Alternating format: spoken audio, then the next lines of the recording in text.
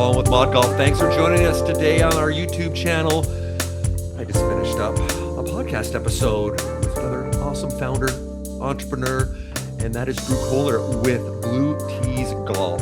And Drew and I dug deep into the origin story, the aha moment of Blue Tees.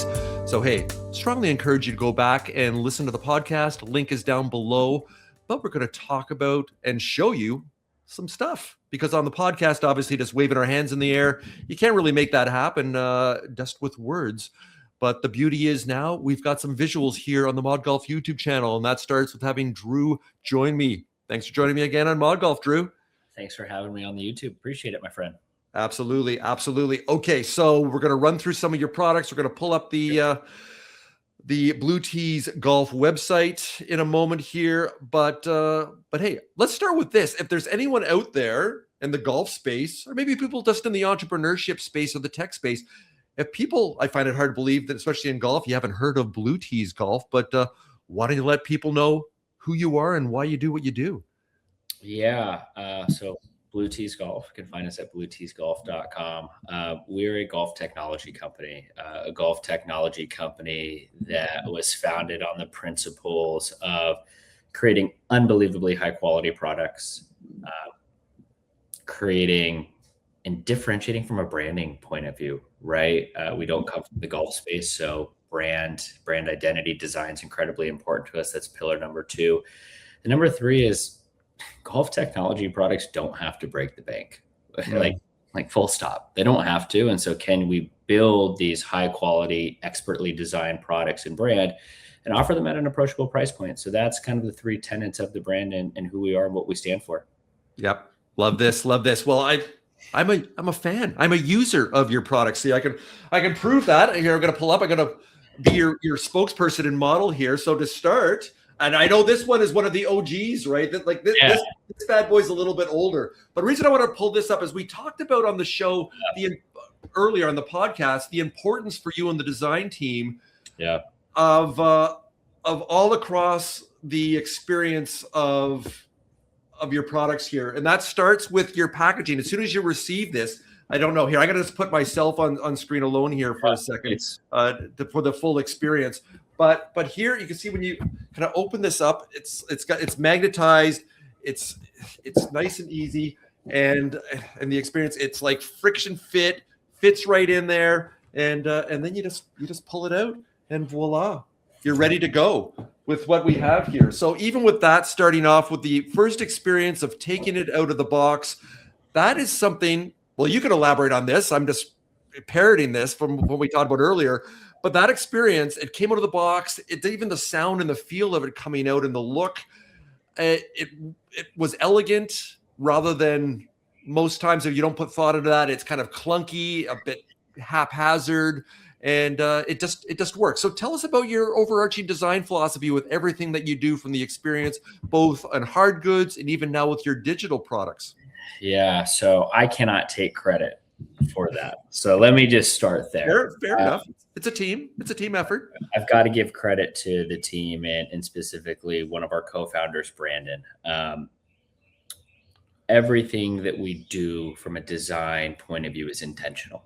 Yeah. We believe, right, that you as the customer, when you interact with our brand and you're judging us, right, we want to show up in the highest quality of ways. Everything from the digital touch points, right, through into the packaging. I think a lot of people think of packaging as a necessity, right? You have to have packaging. Let's skimp on it. It's a way to save a couple of bucks off the landed cost. But for us as consumers, the brands that I found myself going back to, they really focus on things like the touch of the packaging, the feel of it, the way that it looks, the way that, you've got that gravity box style thing right there. And so, in the intro, one of our core tenets is, the design and the brand differentiation and the disruption there. And that goes through to the packaging and obviously the products and so on and so forth. Yeah. Yeah. One of the key things, we talked about this earlier, that when you had that aha moment on a golf course, 6-7 years ago with your buddy and co-founder, in San Francisco that you had some rangefinders and you were so disappointed with the quality and frustrated with that, and that was your launch point Yeah. from there to develop that. So I'm very curious to hear, because there's lots of people that are watching, entrepreneurs, people that are starting businesses or have an idea. A lot of times you think to be innovative, you've got to start with a blank piece of paper and create something that's never, ever been done before. And that is not only paralyzing, because then you've got an infinite number of choices, but also it's not realistic. So you're building on what's been done before. So you can tell us a little bit about your original philosophy, or what even kind of runs through that thread that ties together everything you do at Blue Tees Golf, as far as your design philosophy and where you look for inspiration, perhaps even outside of the golf industry, for your products as you continue to innovate. Yeah, I mean, I wanted to start. I'm no expert in entrepreneurship, right? We found a sweet spot for us as a brand, right? We found a sweet spot, but that sweet spot was, we believe there was a gap in the market, like truly, like there was not a golf technology brand that was building products selfishly for us. Yeah. Like, it is what it is. Like we talked earlier, we didn't want to spend $400, $500 on a laser rangefinder, A, because it was grossly overpriced in my opinion, but B, like my golf game wasn't that good. It wasn't going to help me, right? Like I should go take that money and go buy I should buy lessons, but I'm too silly to do that. So I'm gonna go buy a golf club, or I'm gonna go spend that money on the weekend with my buddies, right? And so like, for us, it was like, oh my gosh, like there's got to be an opportunity here in the middle where high quality, approachably priced, bang, let's go. And so for us, the initial idea was, laser rangefinders have been around for a long time, but they don't need to be this expensive. Let's go disrupt the way that golf technology is designed, developed, and sold, right? Let's take this e-commerce first approach for us as a company, where we can go directly target you, the customer. Let's go take our money, and rather than putting it on a shirt sleeve, right, of somebody, let's go do really cool activations, and let's go, again, just market it differently. And so everything from the start for us was non-traditional, right? And not to say that traditional is bad, right? But for us, we had to figure out a different way to get into this hyper competitive space that had been around for a long time with truly incredible legacy brands that make great products, right? So we had to figure out a way to stand out from the crowd. And what started off as approachable pricing, really quality individual products, now has transpired into this, what we believe is this incredibly innovative connected ecosystem where 1 + 1 = 3 with our products, versus just having a standalone laser, or a standalone speaker. Now, speaking of standalone, as a company, you don't just stand alone. There's the power of partnerships, and that's part of your strategic advantage. So can you tell us about how you've been intentional over the last couple of years, especially coming out of COVID? We're going to talk about that a little bit, because we didn't have a chance on the podcast earlier. But talk about the partnerships that you have, even as far as your distribution model and some ambassadors. Tell us about your strategy and your kind of your core philosophy behind that to help you accelerate your growth. Yeah, I mean, I think partnerships, right? Partnerships is a really wide-ranging topic, right? Partnerships can come in many different ways, shapes, and forms. As a growing company, as a company that is not a household name, validation is really important, right? Validation from external third parties who are trusted and respected to put their endorsement, right, on you as a company and as a brand. And so we had a couple of really cool moments along the journey. One of the first ones that I will never forget was TaylorMade. TaylorMade, when they launched their Stealth 2 driver, they did a really incredible seating kit. And this seating kit went out to 300 or 400, I forget the number or so, ambassadors for TaylorMade. So it was a driver, head cover, really, really cool Seamus ball marker. And they wanted to work with Blue Tees, which was really cool. So we did custom Series 3 Max lasers with that. I mean, we all remember the iconic, Stealth and Stealth 2 carbon kind of honeycomb red face, right? So we took that, did that on the lasers, did that on the speaker. And that was really cool for us because, arguably, one of the most well-known golf companies in the world, if not the most, said, hey, we're willing to co-sign and represent you with the launch of our newest pillar product, right? Like Stealth 2 platform, the Stealth platform was massive. So that was a really cool validation moment from a partnership point of view. We talked on a little bit ago, right, not on video, around Travis Mathew and how they were an inspiration for us. Yes. We were really fortunate to do a partnership with Travis Mathew as well, where we collaborated and did a Travis Mathew edition Player Plus speaker, jointly branded, sold in Travis Mathew retail in addition to our retail. So that was another really cool company moment, right, where another globally well-known company said, hey, we believe in this brand, right? We think you guys are cool enough. We want to rock with you, and let's go put this out collectively together. But then also individuals, right? We're really, really fortunate. Sean Foley has been a brand ambassador of ours for quite some time. Right. And when Sean and I met, here's what we are and here's what we do. And I'm not saying we do something different. And we got on, at least Sean, I consider him a friend of mine today, but somebody with his professional reputation, right? Somebody who was looking at data and analytics before data and analytics were cool, right? Somebody who was working with TrackMan back in the day before people knew what TrackMan was, right? If he believes that our products are high quality enough and get the job done right for golfers out there, then in my estimation, the guy coached Lydia Ko, right? And Adam Scott, and for Pete's sake, Tiger Woods. And so I look at partnerships like that, and validation for a growing brand is important, right? Those are big names, but also validation from people who aren't as big is also really important. Word of mouth from friends and smaller golf communities, right? And so validate there, but also partnerships from the lens of we're incredibly fortunate to work with some of the most incredible retail partners in the world. To name a couple, Dick's Sporting Goods and Golf Galaxy and PGA Tour Superstores, Shields and Carl's Golf, right? So we're really, really fortunate to work with incredible retail partners as well, to share the brand out there with customers. And at the end of the day, right, we want to be accessible, not only from the price point of our products for people, but also where you shop, right? Let's meet you, the customer, where you are. And it's been a long journey to get to that point, right? It didn't happen overnight, but over the past 5 years, incredible to see some of those distribution partnerships in addition to the brand partners. Yeah, those incremental steps. That's another great insight there for people that are starting out a company or a venture.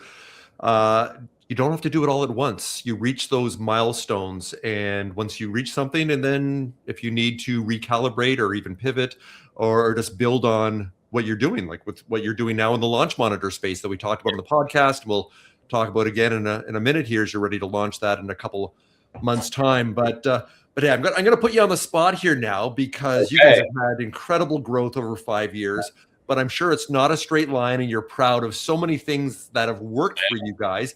But I'm sure there's some things that haven't worked, or you and the team, you had, as you mentioned earlier, that you rely on your own needs or pain points or desires and incorporate those into the experience, into the products. But I'm sure you had some ideas that you thought, this is absolutely going to crush. People want this, and it didn't work out. Can you tell us perhaps a fun story of something you guys or yourself assumed was going to hit, and then it turned out maybe not so much, and we need to pivot away from that, or build on that in a different way? Yeah, I think we've had quite a few ideas. It's fascinating. I'm really, really fortunate that I've got a really solid core group of friends. Yeah, and known these guys for a long time, and one of them has started, him and his childhood best friend started a sock company. I'm going to give him a plug. It's called strideline.com. But I remember talking to Riley and Jake, and I was asking them, like, what's next for you guys? And what they told me was fascinating. It's like, what's next is we're going to double down. We want to be known as the world's most comfortable sock. And yeah, Drew, we can go and do apparel, and we can go do this and that, but like, let's be the best at what we do. And this is what we do. And there's a big market out there. And so for us at Blue Tees, we want to be the best at technology. Now, that's not answering your question directly, but it gets to a point where I'm getting at is one of the biggest things for us as a growing pain is shiny object syndrome. Like, hey, we Right. could go do this and we can go do that and blah, blah, blah. And it's like, wait, stop, focus on the core and just become the freaking best at it. Right. And so, we tried our hands at some soft good stuff. Not for us. We're a technology company. It's some backpacks and some bags and stuff. And that was just an utter catastrophe. I remember I'm not going to name the brand's partner, but I remember we were super excited about a collaboration. And the brand partner, this is like a week before we're supposed to launch, and I had all the inventory already, messaged me, goes, hey, I think your the factory must have done something wrong because the logo's upside down. I was like, what? And this was like a massive thing for us. It was like, yeah. like, holy shit, we can't screw this up. So I remember flying multiple people in, going to our old office in El Segundo, California, and literally for 3 straight days, like 15 hours a day, I kid you not, there were 6 of us in there with heat guns and these little tools to heat it up, to loosen the epoxy, to take it off, to then take it off, shave it down, re-epoxy, turn it around, boom, and it was incredible. Like, it was one of those like, oh my God moments, like this is a catastrophe, but also like we got through it. And it just goes to show, like, just go work hard, outwork people, and you're going to be in an all right position.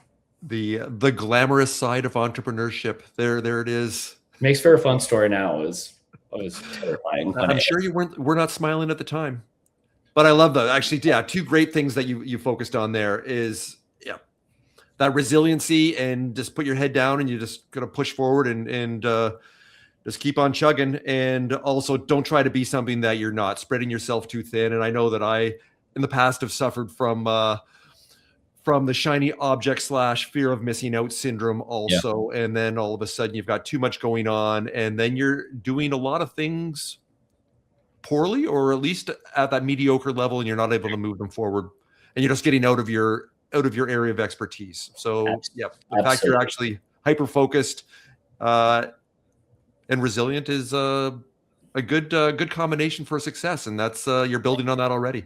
Thank you.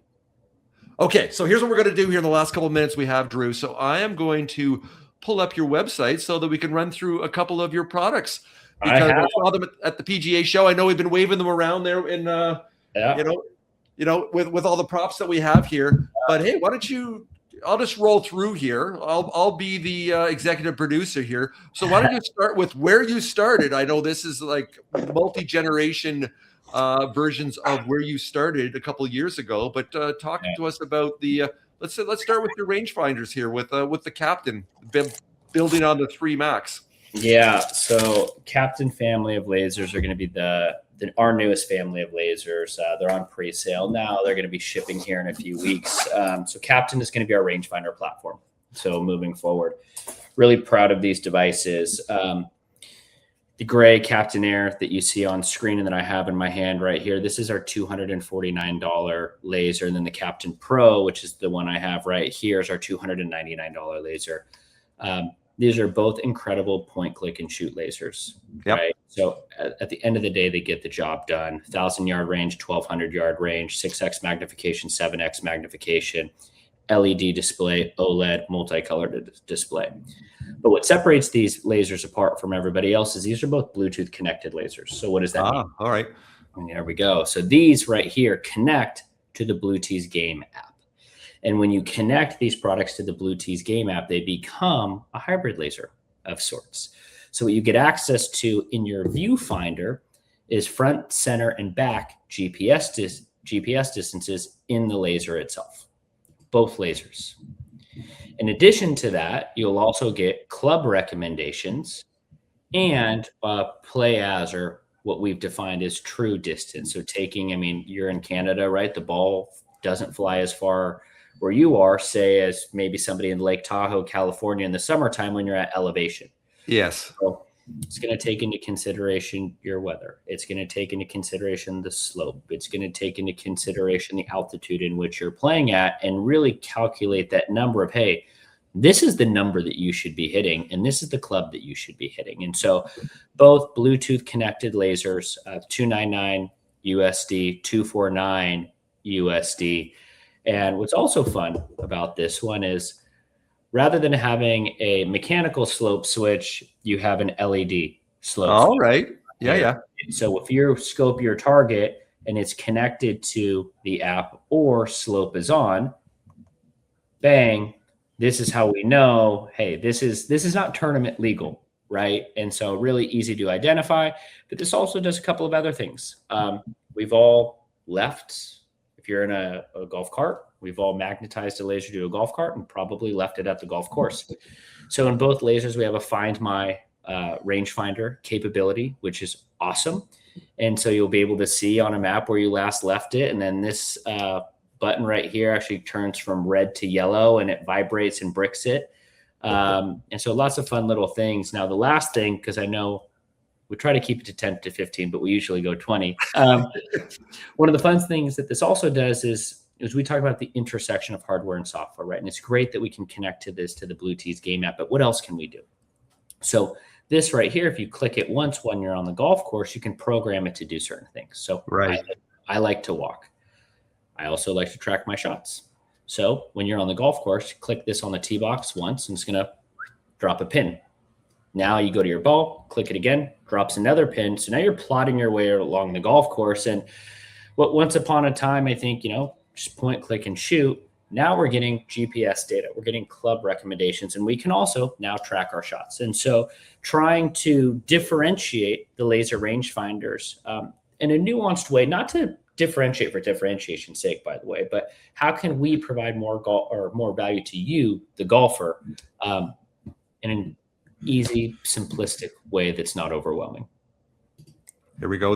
Hey, to finish up here, because we did talk about it at length on the podcast, because you've got a new product that you were showcasing at the PGA show, and that is your Rainmaker launch monitor. I don't even think that's on your website because it's not available quite yet, or am I just right? So Rainmaker is launching Father's Day. This is a Doppler-based radar system with a 4.3-inch TFT screen. There we go. I'll tell you what. Let me remove that off there. There we go. There you go. Sweet. So, multiple practice modes. So it's going to cycle through right now, but you can see 1, 4, or 9 metrics on screen. You can do a swing speed mode that's going to track your club speed, or you can dial in your distances right here by setting a target. So what's lovely about Rainmaker is it folds up like this, fits right in your bag. You do not need a companion app to work this. So there are 1,000 shots of memory on this device. Set it down 5 feet behind you. Right here, you've got the built-in remote magnetized. So you don't have to fiddle around and mess around with the device. You can set it down, use the remote to control it. Now, while this does work by itself, if you're a range rat and want to get all your data at the range, this also does work with the companion app. And that's where the magic happens between the Rainmaker and the Captain series of lasers. So when you do connect your Rainmaker to the companion app, all of that club data is stored, right? So it knows how far, Colin, you are hitting your 7-iron. And I know you're getting lessons right now, so your distance is probably increasing, which is incredible, right? One of the things that oftentimes we don't really think about is the difference between your carry distance and your total distance, right? Carry and total are two important things to understand, especially when you're trying to clear a bunker, so on and so forth. So I say that because oftentimes apps and brands will say, hey, set my bag or set your bag and put your distances in, and they're stagnant and they're not dynamic and they don't update. So what we're doing here is all of your data from here transfers up into the Bluetooth game app. And then that Bluetooth game app, when you connect this, syncs together. So now when you're out there and your true distance is, say, reading 170, it's going to give you the club recommendation based on how your clubs are actually trending. Are you trending up in your distance? Are you trending down? You might think, man, I should hit a full 7-iron, when in actuality, hey, we're not hitting the ball that far. You should club up to a 6-iron based on what we're seeing. So we're trying to take some of the decision-making out of it, but also enabling you to practice and play a bit smarter. So Rainmaker, Captain Pro. Oh, okay. I'm not going to put you on the spot here on the video, but I want one of those. I have reviewed your products before. I'm sure you've got a lot of people that in the content creation space that are perhaps let's say have a bigger following than I do. But I would not say no if once you had them available, if you're able to send me a Rainmaker and I can include that in some summertime ModGolf YouTube videos, I would not say no. You don't have to answer either way. We've But known, I'm just saying. we've known each other for some time, and that's an easy yes. Appreciate that. Yeah. Appreciate that. Well, hey, to finish up here as we go, hey, if you enjoy these conversations we have, and especially this one I just had with Drew, why don't you show us a little bit of love here? Why don't you like what we have? Even comment on what we're doing here, and subscribe to the ModGolf YouTube channel. We've managed to grow quite a bit, almost have 2,000 subscribers now and growing. So yeah, if you enjoy these conversations that we have, and hey, if you want to follow me with what I'm doing with the rebuild, myself, as I said, and Drew's mentioned, as that struggling 16 handicapper that wants to get better, to follow my golf lesson and fitness journey. We got all that good stuff, the ups and downs, and believe me, there's lots of downs and sideways stuff going on there. So you can also enjoy that on the ModGolf YouTube channel also. So hey, with that, Drew Koehler with Blue Tees Golf, my friend, thanks so much for joining us today, teasing us with the Rainmaker, and look forward to the launch in the next month or so. Appreciate it, Colin. Thank you Good so much. stuff. All right, Drew, take care, man. Bye.